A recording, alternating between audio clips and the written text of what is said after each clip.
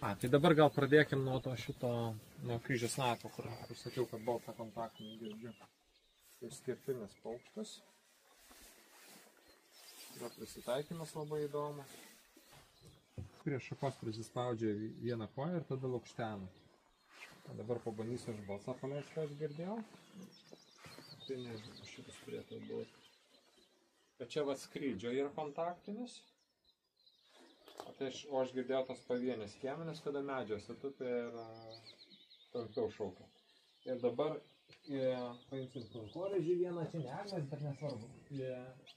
Kryžiasnapis ima tiek pušį gali, kaip pagal taisyklės turėtų pušinis, margasparnis maumedį, o eglinis eglė. Bet kai prasiskleidinėja konkorėžį, tai puikiausia ant visų spygliuočių būna egliniai. Nes kaip vidų yra labai retai.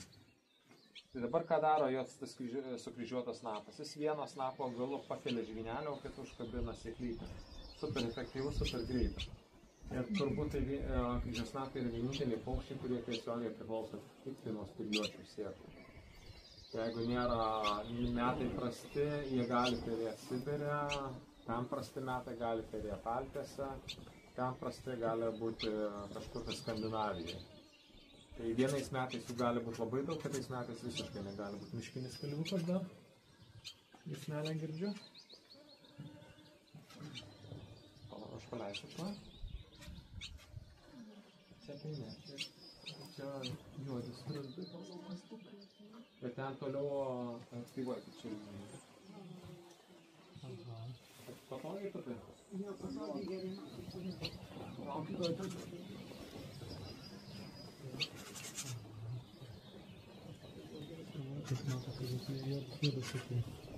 Juodi strazdai prieš kokius 35 metus pradėjo miestuose ir kaimuose perėti. O keršulis ir juodas strazdas buvo seniau miško krūmyno rūšis. O kitą pušį ten jau netaip matai. Na tai tiek to. Va, dabar skrenda į kitą pušį. Ir dar miškinis kalviukas parodo.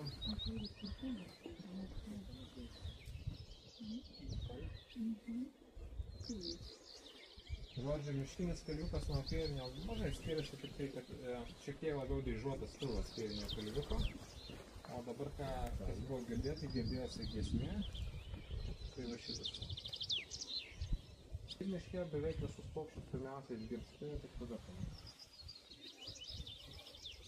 Beveik visos rūšys imu šitą balsų ten. Labai retai, kad būna kažkas tokio. Dabar jau pervadintas į šluotinį raipstą. Miškininkai ir gamtininkai labai plačiai reklamuodavo, kad labai geras krūmas, labai naudingas žvėrim, žiemą labai gerai ėda. Deja, aš nei vieno nematęs krūmo apgraužto žvėrių, nei vieno. Jo nieks neėda iš žvėrių. Ir tik tai, kad buvo išreklamuotas, o dabar jau pripažįstamas, kad invazinis ir kelianti žalą. Tai vat nacionaliniuose parkuose juos jau naikina. Bet kokią manę klanko žiedų. Raudoja tą manę, kaip šitas aplinkas. Tai aš lubinus atsimenu iš vaikystėje iš močiutės darželio. Kad buvo kaip gėlė laiko auginami. Jo, aš irgi reikėtų rinkti. Andės iš visur tą lubiną reda. Taip, čia tie maži tokie krūmeliai viržiai.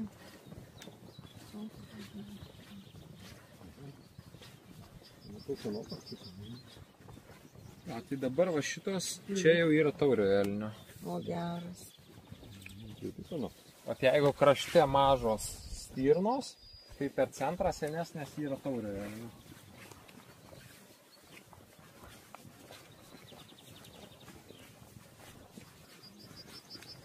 Čia sprūdžių takas, autostrada, nepapulkit po ratais.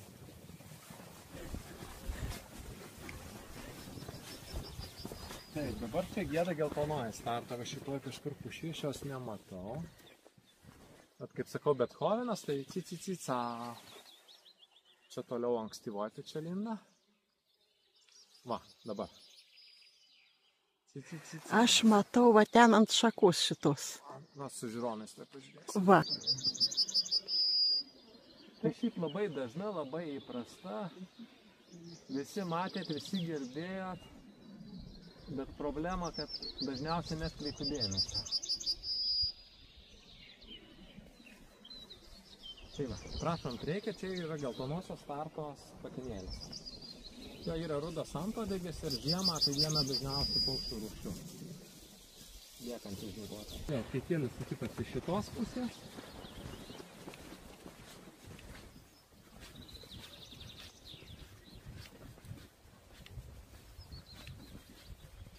Taurio elnio, jo, tik jau šviežios pėdsakos, tai prieš tai buvo senesni pėdsakai, tik šviežios.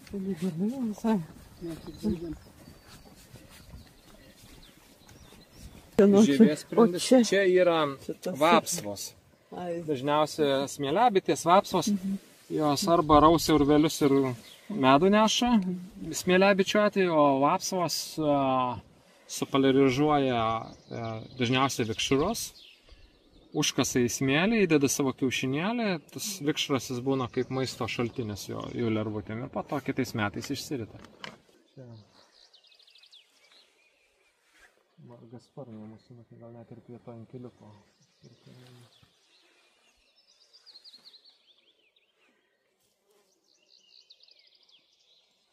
Einam toliau, gal kažkas bus arčiau. Zyliukas irgi tyliai čiūna. Čia greičiausiai bus Hypomicis roborare, didysis žievės sprendis. Ypatingai ant beržo, tai jo būna nematyti. Retas? Ne, labai dažnas. Kaip vadinasi? Didysis žievės sprendis. Griaužiai šitas. Visi griaužia. Tik nesuaugę griaužia, o vikšrai griaužia. Suaugę didžioji dalis drugių maitinasi nektaru, bet kai kurios rūšys nesimaitina, net paskraido savaitę, susiparuoja, sudeda kiaušinėlį.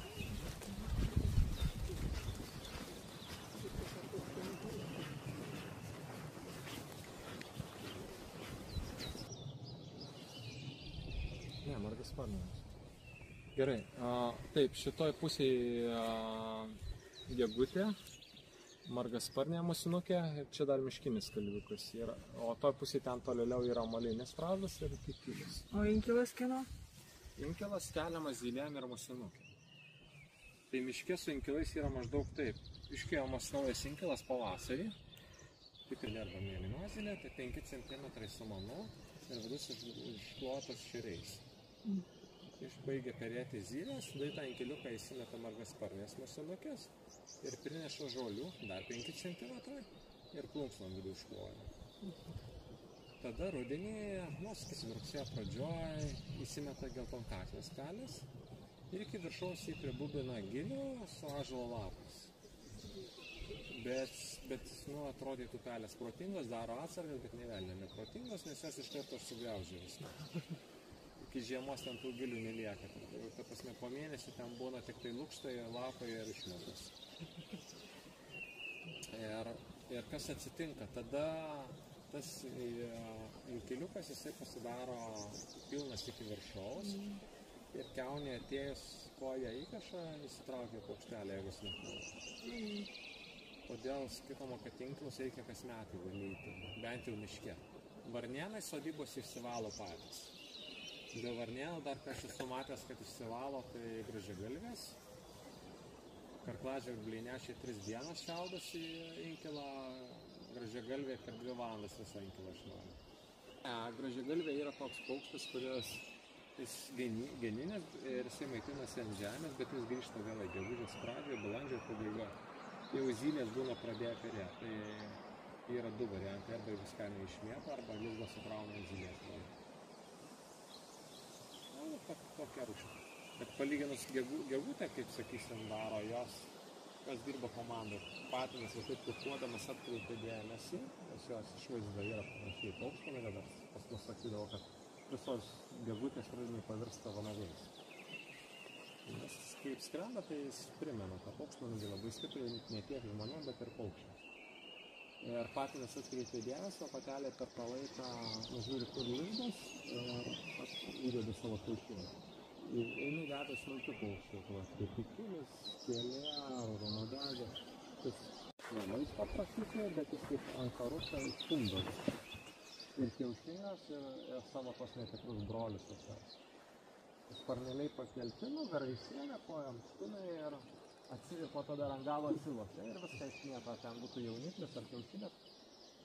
Ir, nu, sakytum, visas parazitavimas begalinės, bet iš kitos pusės, jeigu kažkurių smulkių paukščių yra rūšių daug, tai gegutė yra vienas iš tų būdų, kada šiek tiek sumažina. Bet kas kitas dalykas įdomus, kad gegužiukas užauga, nu, tai ten kaip smulkus balandis, sakytum, vos ne kurklelio dydžio, o ten ta kiauliukė už jį 3 kart mažesnis, tėvai vos ne ant nugaros atsitupia miniatiūriniai, vis tiek šaria nesupranta. Ten, ta prasme, dramblys, ten tai jo tam lizdelį, ten už tą lizdelį 3 kart didesnis. Jis yra antras pagal naudingumą medis, nu, pagal biologinį įvairovę, jei mes paimsim. Tai mes išnaikinam paprastąjį ąžuolą, išnyksta 120 rūšių. Jei mes išnaikinsim paprastąją pušį, išnyks 101 rūšis. Ir šitie miškai iš principo, ką mes matom Varėnoje, šičia, jie yra dirbtinai palaikomi. Natūroje jie būtų lapuotinis arba bent jau miškai. Nes sodinas didžiuoti ir nusiskina nuo šakos kankorėžį. Snape atskrenda į savo tą kalvę, kur mėgsta būt, o ten yra senas kankorėžis. Niekad nepasimoko, kad pavalgius reikia išmesti kankorėžį. Tik tada ką daro? Ta nauja kankorėžį su šaka prie kojos prisispaudžia, seną išmeta, naują įsistato ir tada jisai stengiasi po kiekvieno žvyneliu įkirsti, kad pasiekti sėklytę. Ir didysis genysis yra pats sėkmingiausias genys iš visų, nes jo turbūt gausumas yra toks pats, kaip visų kitų kartu sudėjęs. Tai reiškia, kad 9 rūšys, galima sakyti, yra retesnės kartu sudėjęs negu viena rūšis. Vien dėl to, kad jisai 9 mėnesius per metus lesa augalinį maistą. O dabar kodėl dažnai namų fasadus daužo ir taip toliau. Būna spygliuočių kažkokių jaunesnių, kurio yra maistinė bazė, bet nėra seno medžio, kuris turėtų uoksą. Ar mėnų inkilus, kur galėtų nakvoti. Tai tada pastatoju fasadę, dar kažkur bando pasidaryti uoksą, kur galėtų jisai pernakvoti. Va, taip. Netupi, va ten tupi dabar. Tu dešinį.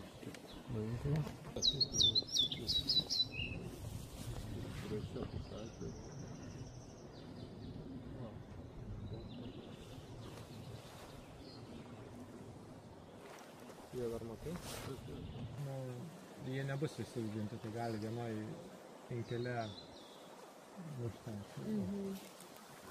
Turėtų būti miškinis kalviukas, aš taip spėčiau, nes lygutė būtų neiškentus, būtų pasakius čia, ir prieš tai girdėjau čia kalviuką miškinė. Saivat smulkučiai lapai ir aukštinė net nepanašu. Žiedai užduoda.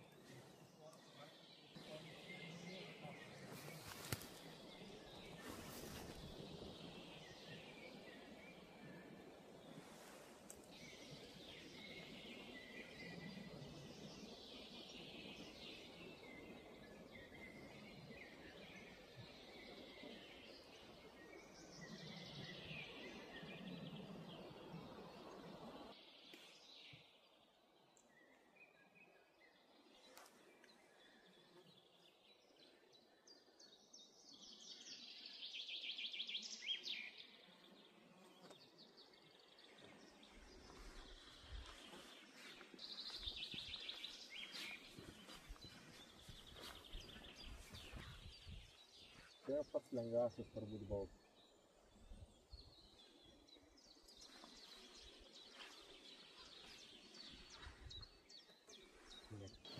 Jeigu jos yra tamsiai pilkos arba beveik juodos, tada pilkoja. Jeigu tai yra žolės spalvos arba šviesiai pilkos, tada ankstėja. O aš balsą labai skaičiuoju. Tai va čia dabar tas kaip skutmėgėlis skaičiuoju. Ankstėja pilkoji pečialinda. Ir dabar paleidžiu styvąją pečialindą. Ir jos koja šiek tiek šviesesnis. Tai aš jau buvau kažkiek. Net nepanašu. Tai ir yra kita rūšis, bet nu, ši ne gentis ar šeima visai kita. Tai netgi ir su devynbalsėm yra, kad pilkosios devynbalsės irgi labai paprasta giesmelė, o juodagalvė devynbalsė mes jau ten ir slibingalvė pravardžiuojam, nes ten, ta prasme, 9 balsai skirtingi, bet sudėtingiausias balsas turbūt karklinis nendrinukės, nes labai varijuoja, labai ten variacijos dar panašiūros, tai mus panašios, kad papasakas. Ir pakai lygiai sunkiai. Dabar kare paimti.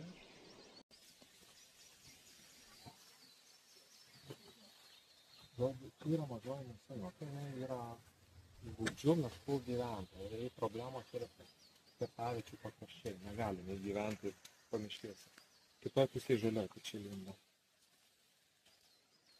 Tai...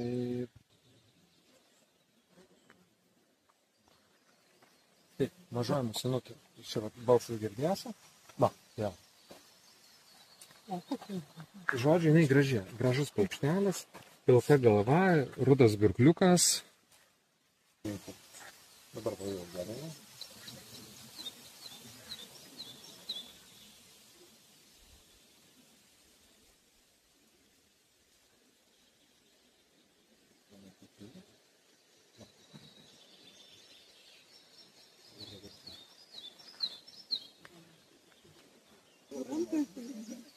Ne, neraudonoji. Bet jinai yra direktyva rūšis unikalama viso Europos ir jinai labai kenčia dėl intensyvios miškininkystės. Kirtaviečių pakraščiai, kaip pas mus dažniausiai 100 metrų brandaus miškas, 100 kirtavietė jau nekenčia. Tai reikia būtų 200-300 metrų bent kažkokio tai klioptas brandaus miškas.